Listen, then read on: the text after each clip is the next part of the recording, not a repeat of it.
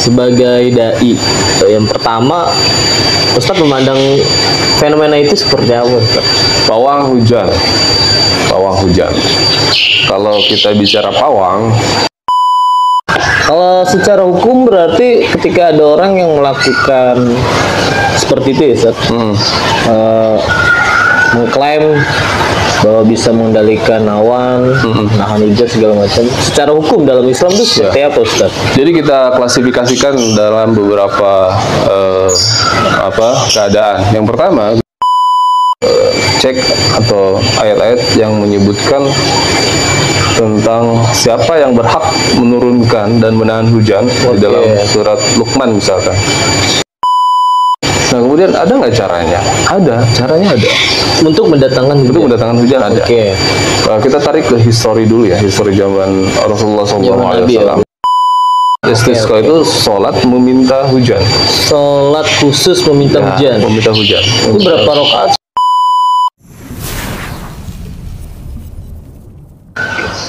Kalau secara hukum berarti ketika ada orang yang melakukan seperti itu ya, Ustaz,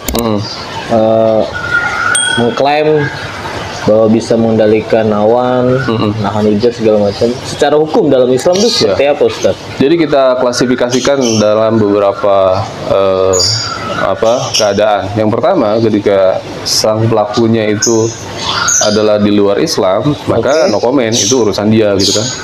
Lakum dinukum waliyadin.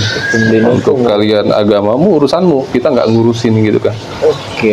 Dan agamaku, ya ini caranya, kita memiliki cara yang sendiri. Itu satu. Ketika pelakunya non muslim, maka no comment. Itu bukan urusan kita. Bukan ranah Islam mengomentari itu gitu kan. Yang kedua, ketika pelakunya muslim, lalu dia menggunakan cara-cara yang berbau kesyirikan, sehingga ada ritual, ada misalkan ngasih sesajen, atau bahkan potong kambing misalkan, atau potong hewan, kemudian kepalanya dilarung, dan macam-macam sesuatu yang tidak ada sama sekali dalam Islam, dan memintanya pun kepada dewa hujan misalkan, atau kepada jin. Kalau dia menggunakan media-media jin, maka ini musyrik. Karena dia tidak meminta langsung kepada Allah. Kalau pelakunya muslim, dikatakan musyrik. Dia melakukan kesyirikan dengan melakukan ritual meminta hujan atau menahan hujan, dan permintaannya bukan kepada Allah, atau kepada Allah tapi melalui perantara. Apa bedanya dengan orang-orang yang dulu di zaman Nabi menyembah patung? Ketika ditegur, melalui perantara ini bukan wasilah yang sebelumnya ya? Beda konteks berarti. Beda konteks. Perantara yang dimaksud Ustaz yang dalam ini itu seperti yang dimaksud orang-orang Arab jahiliyah dulu adalah patung-patung. Atau objek-objek ya. Ya, mereka mengatakan kami tidak menyembah patung ini, tapi kami menjadikan patung ini sebagai perantara untuk nyambung ke Allah gitu. Karena biasanya patung-patung yang ada ketika itu adalah patung-patung orang-orang soleh zaman dulu yang dibikin patung, kemudian orang itu minta kepada patung. Jadi ada pengkultusan. Ada pengkultusan kepada orang soleh zaman dulu, padahal di dalam Islam nggak boleh ada orang soleh kemudian diabadikan dengan menjadi sebuah patung, karena ini budaya orang-orang musyrik. Nah, kecuali orang tersebut masih hidup ya, Ustaz ya. Masih hidup terus? Ya, berarti kan konteksnya itu wasilah. Wasilahnya nggak masalah, kalau masih hidup nggak apa-apa. Kan. Bukan yang model dijadikan objek. Bukan, justru Rasulullah ketika wafat, para sahabat nggak lagi minta ke Rasulullah, tapi meminta ke yang masih hidup, keluarga beliau yang masih hidup, yaitu Abbas, salah satunya sahabatnya ya. Nah, kemudian itu yang kedua ya. Yang kedua itu dikatakan musyrik hukumnya ketika seorang muslim melakukan ritual tersebut dengan hal-hal yang bau klinik atau menggunakan media jin misalkan. Yang ketiga ketika, dan ini ada juga, dia tidak meminta kepada, dia mengaku tidak meminta kepada selain Allah, dia meminta kepada Allah. Meminta kepada Allah, ada caranya. Misalkan dia menggunakan bacaan-bacaan tertentu. Bacaan-bacaan tertentu, dia pawang juga, yang mungkin dia juga nggak menghafalnya gitu kan, dikir-dikir itu, sehingga kadang-kadang dia membaca melalui tulisan. Dan itu warisan dari leluhurnya, katanya seperti itu. Dan dia sendiri itu meragukan. Artinya gini, pawang itu kan biasanya mereka merekomendasikan dirinya untuk digunakan jasanya. Misalkan kayak mau ngadain hajatan, cari pawang gitu, otomatis dibayar dong. Nah, si pawang ini dia memberi garansi. Kalau ternyata masih turun hujan padahal udah dilakukan ritual, maka nggak usah bayar. Artinya dia meragukan juga sebenarnya, ya kan? Dan ini ragu kan? Nah, dia hanya menjalankan apa yang diwarisi oleh orang tuanya turun temurun. Kalau gitu Ferry juga bisa. Iya, turun temurun dengan membacakan sesuatu, kemudian seperti meniup-niup. Meniup-niup awan gitu. Kalau hujan bayar. Ya, kalau ternahan hujannya bayar. Kalau ternyata masih hujan juga, ya udah nggak usah bayar. Itu garansinya kayak gitu. Dan itu kan lucu ya. Saya malah ketika nonton yang di MotoGP itu kayak lagi ini halusinasi saya aja ya, ketika melihat animasi film Mandarin, film Cina, Sun Gokong animasi gitu ya. Nah itu, aduh gitu, kok ada ya gitu kan, kok ada, masih ada gitu kan. Ini tuh ditonton para pejabat loh. Waduh, para pejabat, bintang-bintang sport, MotoGP. Tapi juga ada pembalap yang merespon itu dengan bercanda ditiru. Lucu. Karena mungkin mereka yang nggak ngerti apa-apa ya memandang itu hanya kayak ya dagelan ya, hiburan dalam menunggu jeda hujan kali Ustaz ya, pandangan mereka kayak gitu kali Ustaz ya. Dan memang kayaknya ritual seperti itu bagi orang-orang yang barat gitu ya, orang luar gitu kayak dia bahkan berpikir segitu, oh ini mungkin hiburan di sela-sela hujan atau gimana. Hiburan atau lebih ke misalkan budaya. Contoh misalkan kalau kita main ke negeri orang lah, kita main ke Thailand misalkan, yang mereka juga memiliki budaya sendiri, atau ke Singapura atau kemana. Lalu tiba-tiba ada satu ritual, ada satu pertunjukan yang basicnya adalah tradisi, ya no comment, kita paling nonton doang, jadi penonton. Mau ketawa silakan gitu kan, mau komen ya boleh, tapi kita hanya melihatnya, oh ini mungkin budaya negeri ini, budaya Thailand, budaya Singapura gitu. Dan itu pun juga bukan jadi persoalan yang itu ya, maksudnya persoalan yang urgent bagi wilayah setempat atau negara setempat. Bahkan malah menjadi satu kelestarian sih Ustaz. Tapi ya itu masing-masing aja yang mau kayak gitu, ya udah, enggak juga nggak apa-apa. Tapi Ustaz, Anda mau tanya tuh, poin pertama yang tadi Ustaz bilang mengenai hukum ya, ketika bukan orang Muslim yang menjalankan seperti itu, yang melakukan seperti itu, kita no comment Ustaz. Tapi Anda pernah dengar cerita Ustaz dari Ustaz yang lain, ya urusan lu apa gitu, gue yang melakukan kemusyrikan, kemaksiatan segala macam gitu kan, gue yang dihukum semua. Tapi ketika ada musibah, bencana, kan kita pun kena efek Ustaz dari tindakan seperti itu. Nah itu bagaimana? Dinamika itu sepertinya gimana tuh? Sebenarnya taruhlah si pelaku itu bukan Muslim, tapi kan yang memberi mandat, yang memberi rekomendasi itu harus, ini kan event internasional ya, harus sesuai dengan presiden, izin presiden. Dan kalau presiden tidak mengizinkan, ya mungkin itu nggak akan terjadi juga. Nah itu kembali ke pelakunya siapa dan yang memberi kebijakan siapa. Saya nggak perlu menyebutkan pribadi ya, tapi ya ini sebenarnya tanggung jawab bersama. Sesuatu yang muncul di tengah-tengah mayoritas Islam, yang pemerintahannya juga rata-rata mereka Muslim, kemudian mengadakan ritual seperti itu, otomatis imbasnya akan ini bicara teknis ya. Tadi kan bicara secara umum, nah sekarang bicara teknis Indonesia. Kalau Indonesia ternyata benar melakukan seperti itu, padahal di situ masih banyak Muslimnya, menterinya Muslim, menteri agama juga kan. Seharusnya kan presiden juga memiliki hak untuk berkonsultasi dulu gitu kan, untuk memusyawarahkan ini dulu dengan jajaran menterinya. Ini dalam agama gimana sih gitu kan. Nah kalau memang di situ ada yang mengingatkan, ya harusnya tidak terjadi.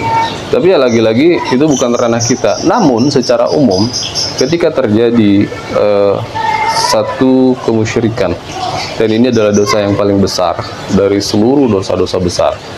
Jadi kalau kita mengklasifikasikan jenis-jenis hewan besar, seperti gajah, unta, kuda, itu kan hewan-hewan besar ya.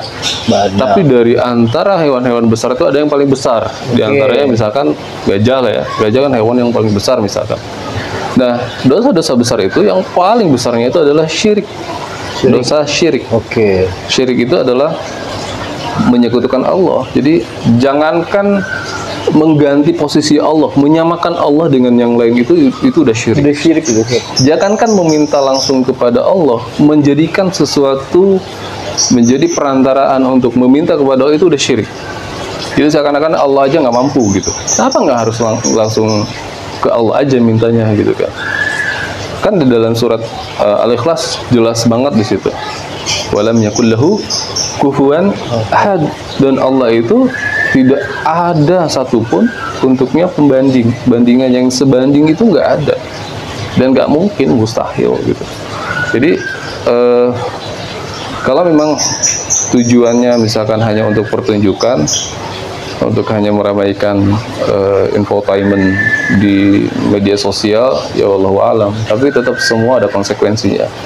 Ketika ada ritual-ritual yang kita nggak tahu apa yang dilakukan oleh si pawang itu, dan ternyata itu udah masuk kepada kesyirikan, maka tetap ada konsekuensi dosa nasional, dosa yang dilakukan dalam tahap nasional. Jadi dosa itu ada dosa fardiyah, maksudnya dosa pribadi individual, ada dosa bersama, yaitu membiarkan kemungkaran terjadi di skop besar.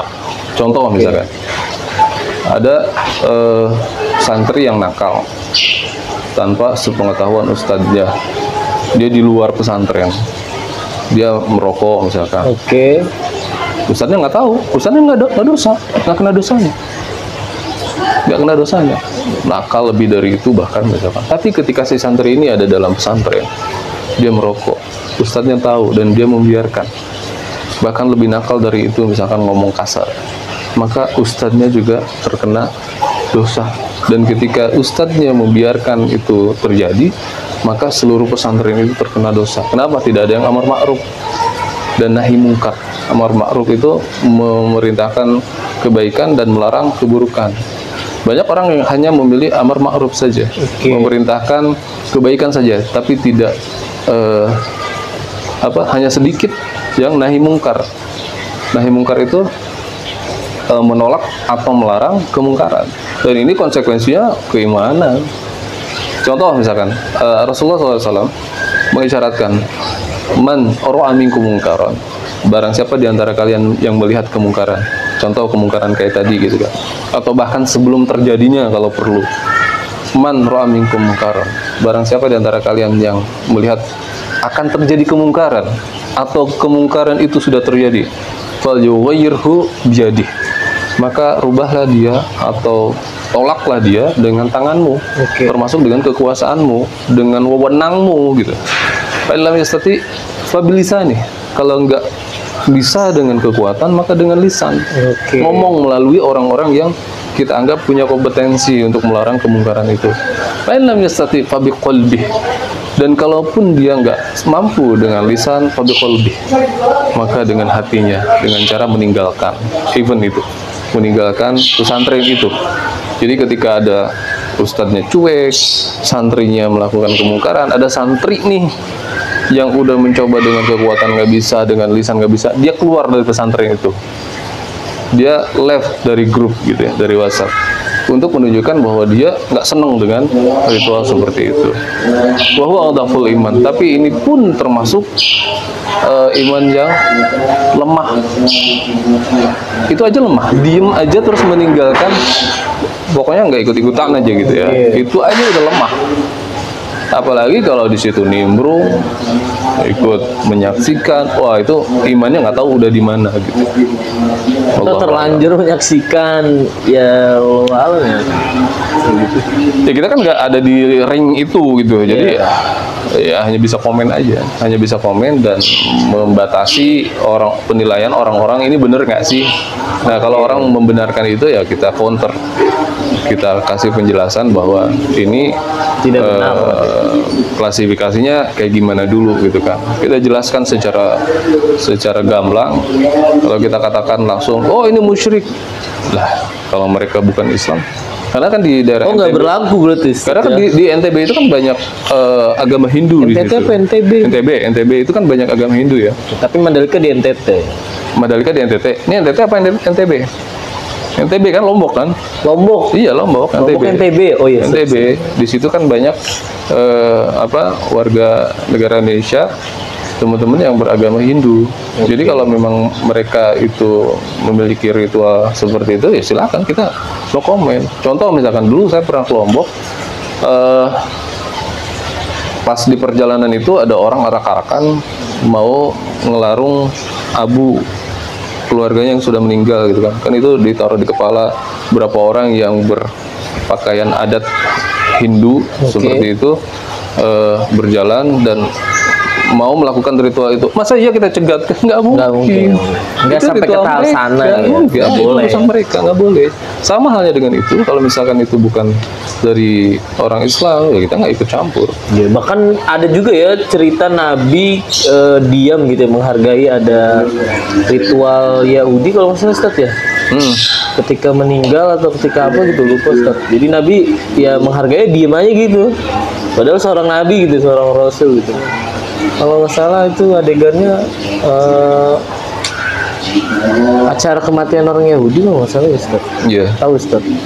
Wallahu a'lam. Yang pasti ketika kita berdampingan dengan orang-orang yang tidak satu agama dengan kita, bukan berarti kita menjadi musuh buat mereka. Artinya semua yang mereka lakukan itu kita komenin, enggak, silakan gitu kan. Semua ada pertanggungjawabannya. Ketika dia menganggap itu benar, maka silakan. Apalagi di zaman Rasulullah masih ada ahlul kitab. Ahlul kitab itu orang Yahudi yang benar-benar berpegang pada kitab yang asli gitu. Dan orang Nasara yang berpegang pada kitab Injil yang masih asli gitu kan. Pantesan di Quran ada banyak ya redaksi ahlul kitab itu yang dimaksudnya tuh orang-orang kayak gitu ya. Makanya nanti kalau lebih tajam lagi, tapi nggak sekarang ya bahasnya, boleh menikah seorang laki-laki muslim. Oke, nih dengan wanita ahlul kitab. Nah, ini nih wanita yang ahlul kitab. Pertanyakan. Ya, catatannya ahlul kitab ini kategorinya seperti apa? Apakah dia hanya seorang Yahudi aja gitu kan?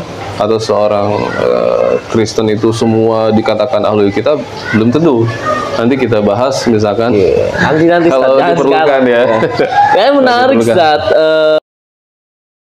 Jangan belakangan ini lagi viral juga nih Ustaz, pernikahan yang ceweknya itu kerudungan. Cuma aneh nggak tahu ya, baca beritanya nggak komplit dia muslim apa enggak.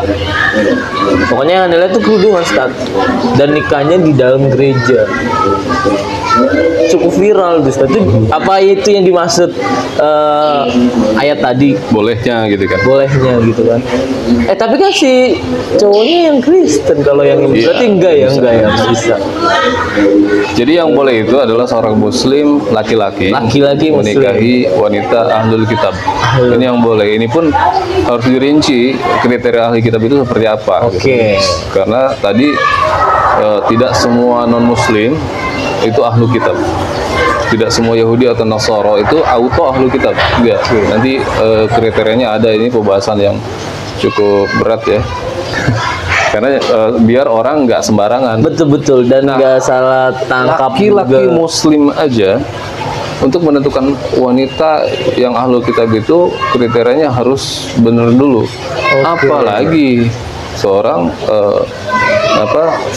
wanitanya Ahlul kitab. wanitanya muslimah, kemudian dinikahi oleh laki-laki yang non Islam. Ini nggak ada ceritanya. Berarti ya nggak jelas ya. Nggak jelas. Dalam Nggak Islam boleh. ini nggak jelas. Nggak boleh. Bukan nggak jelas, emang nggak boleh. Haram Ya, hukumnya. udah nggak jelas nggak boleh, haram pula Haram ya. hukumnya. Udah gitu nikahnya di apa? Bukan di tempat yang Yang layak. haram itu pernikahannya, Ustaz. Pernikahannya nggak boleh. Udah pernikahannya nggak boleh, tempatnya juga nggak boleh. Dan efeknya dalam Islam akan maksiat berarti dong pernikahan. Nanti dilihat akadnya apa? Akadnya menggunakan cara mereka auto zina. Akadnya menggunakan ajaran agama Islam pun nggak sah. Nih, taruhlah laki-laki Kristen Oke. atau non Muslim, wanitanya muslimah nikah pakai akad agama Islam, nggak sah. Apalagi Karena pakai akad apalagi pakai akadnya dengan cara non-Muslim. mereka, maka berzina seumur hidupnya. Astagfirullah. Kenapa? Karena syaratnya nggak terpenuhi. Saya Syarat punya pernikahan teman nggak kayak gitu, terpenuhi. Ustaz, orang tuanya, Ustaz. Nah, makanya inilah butuhnya ilmu. Dan orang tuanya yang cewek, ibunya akhirnya masuk ke dalam Kristen. Tapi alhamdulillah, qadarullah, anak-anaknya itu masuk Islam, Ustaz. Dan orang tuanya mendukung. Fenomena ini nyata, Ustaz. Anak punya teman kayak gitu, teman dekat, nggak terlalu dekat, rumahnya dekat dari rumah Anda, Ustaz. Iya. Ini sih sebenarnya pembahasan yang panjang ya. Mungkin insya Allah kita bahas Oke, benar. dalam segmen lain. Hanya yang pasti nggak boleh sembarangan ketika kita mau menikah. Harus dirinci betul-betul. Artinya semuanya berdasarkan ilmu. Betul, Bu. Harus basicnya by ilmu, bukan kepentingan. Apalagi Sumbernya misalkan juga ya. ya, apalagi kita mempertaruhkan misalkan karena hamil duluan, ya udah nikahin aja lah gitu kan. Oke. Dan itu biasanya pertaruhan antara entah si cowoknya yang masuk Islam atau si ceweknya yang masuk non Islam. Itu menarik banget, tapi kayak kita bahas nanti, Ustaz, ya, di episode selanjutnya, Ustaz. Boleh, Ustaz, ya? Insya Allah. Nah, untuk terakhir kali, Ustaz, kesimpulan yang dari tadi kita bahas mengenai pawang hujan. Kesimpulannya gimana nih, Ustaz? Jadi kesimpulannya adalah ketika dikatakan ada pawang hujan, maka itu sesuatu yang absurd ya. Nggak mungkin. Kalau ada pawang ular, pawang binatang, pawang atau macam-macam lah. Itu logis, Oke ya? lah, logis ya kan. Masih bisa dipelajari. Karena hujan itu hak prerogatif Allah. Dan kalaupun kita mau meminta diturunkan hujan, maka kita langsung minta. Dan siapapun bisa minta langsung ke Allah untuk meminta hujan. Tapi ketika seluruh kaum muslimin berkumpul, maka kekuatannya itu akan lebih besar untuk meminta kepada Allah. Apalagi yang berkumpul para ulama. Ini lupa ditekan, Ustaz. Hujan yang dimaksud di sini mutlak hujan beneran ya, Ustaz, ya. Bukan hujan buatan juga ya. Iya. Kan ada ya sains yang udah mengajarkan buat hujan tuh ada, Ustaz. Ya, nah itu beda halnya. Misalkan kalau pawang hujan dikatakan pawang hujan, tadi ada yang lupa dibahas. Kalau pawang hujan itu dikatakan penelitiannya melalui sains, jadi mendorong awan entah dengan pesawat atau dengan cara apapun Oke, itu iya, karena ada supaya juga. dia menjauh dari arena MotoGP misalkan, itu nggak masalah. Itu berarti dilakukan penahanan hujan dengan cara ilmiah, dengan cara yang berkembang mungkin di negeri ini. Tapi masalahnya udah ada belum gitu kan? Masalah penghujanan aja untuk menggarami awan misalkan, itu aja masih belum terlalu besar skopnya, masih hanya di beberapa titik gitu. Nah, apalagi kalau misalkan menahan hujan. Menahan hujan itu adalah gimana supaya awan ini menjauh dari arena event, tapi dengan cara yang ilmiah. Itu nggak masalah. Dalam Islam nggak masalah. Nggak masalah. Karena Walaupun nggak ngikutin apa yang dilakukan Nabi. iya, karena itu nggak berkaitan dengan ritual. Menaburkan garam di awan. Iya, jadi kita Bukannya satu ritual. mengakali. Contoh ya, contoh misalkan seseorang, ini contoh ilmiah. fakta ilmiah. Jadi semua bisa dipelajari secara ilmiah, walaupun tetap pada ujungnya Allah yang mentakdirkan. Dan ini bagian dari ikhtiar ya. Contoh misalkan seseorang sudah bertahun-tahun nggak punya anak, terus dia belajar, atau ada seorang bidan misalkan yang mempelajari tentang penyebab-penyebab seseorang sulit mendapatkan keturunan, sehingga dia membuat satu program mudah, dan dia pun tidak menjamin bahwa dia akan membuat si pasiennya berhasil, tapi ini kan ikhtiar. Nah, ketika dia dengan yakin bisa mempelajari itu, kemudian membuat si pasien-pasien yang datang itu pada akhirnya dia hamil, nah ini bagian dari ikhtiar, bagian dari ikhtiar, dan tidak ada kaitannya dengan ritual, tidak meminta kepada siapapun, tapi meminta kepada Allah dengan perantaraan ilmu itu. Tetap basicnya adalah ketika kita melakukan ikhtiar, termasuk yang tadi ya, contoh lah misalkan dengan cara alami atau dengan cara ilmiah untuk menahan hujan, maka itu bagian dari ikhtiar dan bagian dari memaksimalkan ikhtiar.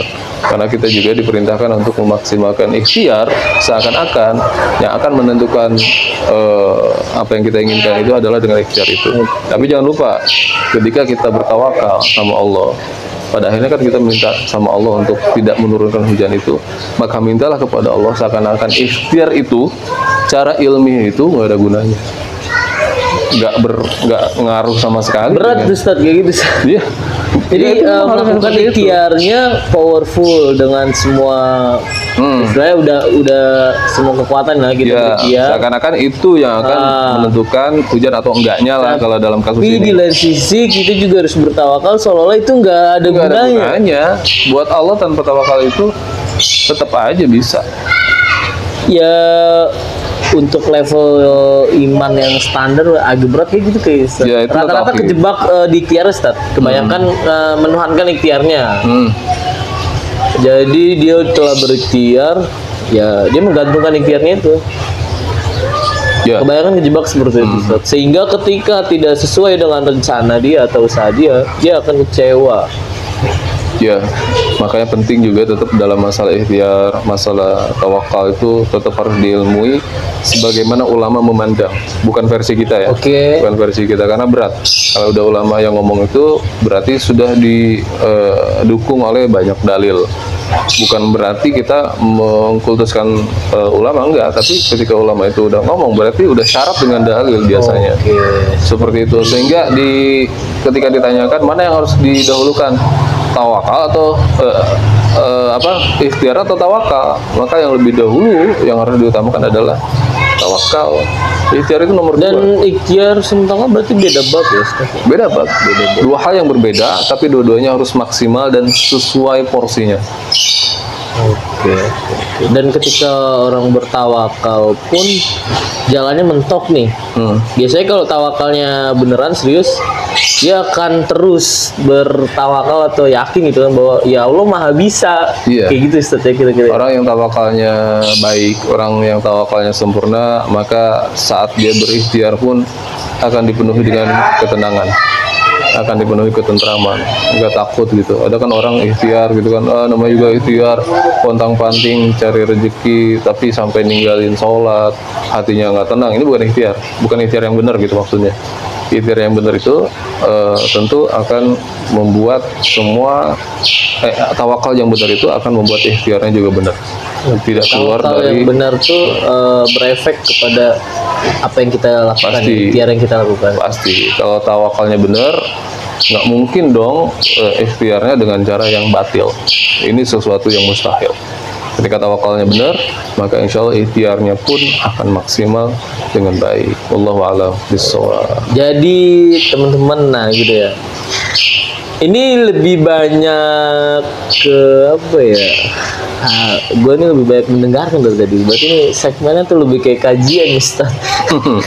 Ya awalnya kan konsepnya tuh podcast, ngobrol gitu kayak kemarin. Tapi ternyata ya memang lebih banyak kayak seperti kajian nih. Tapi ya alhamdulillah ya isinya daging semua ya.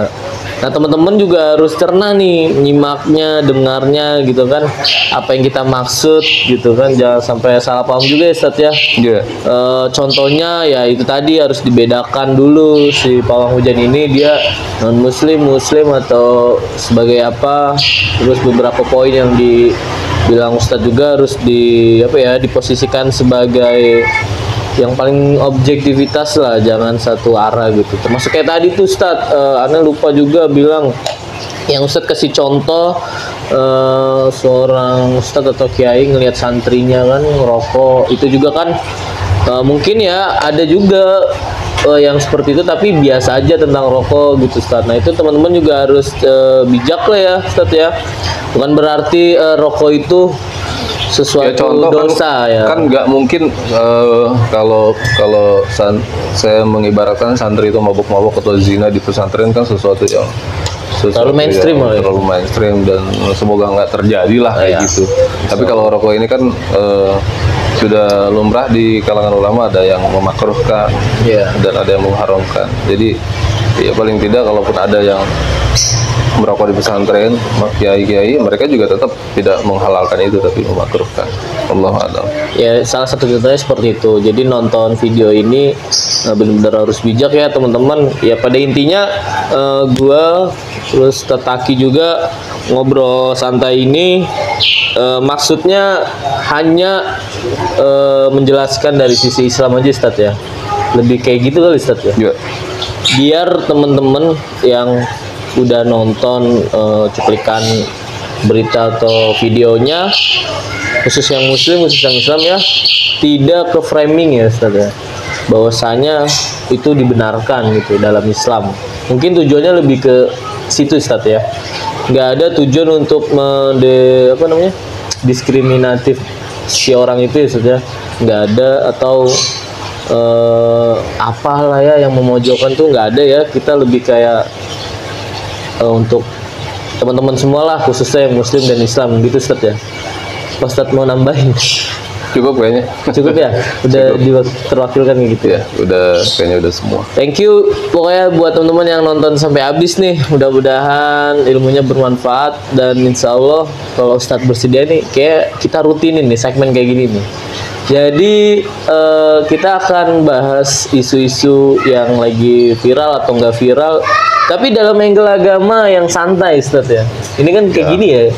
Ya ngobrol-ngobrol hukum-hukum yang ringan ya, hukum-hukum yang kita mungkin di permukaannya aja, tapi basic-basicnya mungkin itu ranahnya para ulama. Kalau orang-orang bicara tentang pawang hujan, misalkan ya kita secara umum aja. Secara umum bahasnya itu harus gimana sih, minimal mindset kita itu ke arah mana gitu. Betul Ustadz, makasih banyak. Siap, sama-sama untuk semuanya. Terus ya mudah-mudahan manfaatnya sampai ya ke teman-teman semua, keberkahannya juga terasa. Amin. Dan yang lebih yaitu kita semua kembali ya memandang sesuatu itu dengan benar ya, khususnya teman-teman yang muslim Islam dalam angle agama kita dulu ya Ustaz ya. Kurang lebih seperti itu teman-teman. Mohon maaf kalau banyak yang kurang atau yang salah. Memang datangnya dari kita ya Ustaz ya, yang benar datangnya dari yang Maha Kuasa Ustaz. Baru kali ini omongannya agak-agak habis nih Ustaz. Ke bawah nih, efek keberkahan nih teman-teman. Yang negatif dibuang teman-teman semuanya, yang positif diambil, dan boleh tulis di kolom komentar kalau diantara kita ada yang salah atau keliru, karena kita juga masih belajar dan pada hakikatnya kita memang tempatnya salah ya Ustadz. Kita sama-sama belajar. Mudah-mudahan berkah untuk semuanya. See you di episode selanjutnya. Assalamualaikum warahmatullahi wabarakatuh.